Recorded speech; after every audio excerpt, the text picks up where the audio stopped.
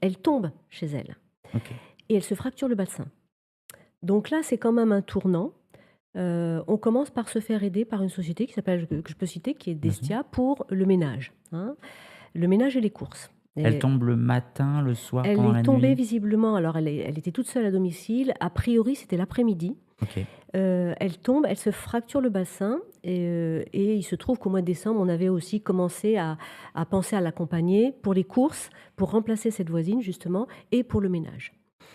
Elle tombe et donc du coup, elle doit être hospitalisée OK. pendant 3 mois, du coup ça durera 3 mois, de décembre 2024 à mi-mars 2025 dans une clinique à Guyancourt. Vous n'aviez pas de système de téléassistance Alors ou si, au si? mois de décembre, Ouais. grâce, au contact parce que, un acteur que j'ai oublié de citer, qui m'a énormément aidée et que j'ai eu assez tôt, c'est-à-dire vers décembre 2024, c'est le CCAS, du Chesnay, qui, n'a eu de cesse de m'accompagner depuis, tout au long de cette j'y reviendrai, sur des conseils, sur des contacts. C'est comme ça que j'ai connu, grâce à eux, Ernesti d'ailleurs, hein. Mais donc il m'avait recommandé la pose d'une téléassistance. Ce que j'avais fait en décembre avec le consentement de ma mère, hein, qui a signé les papiers.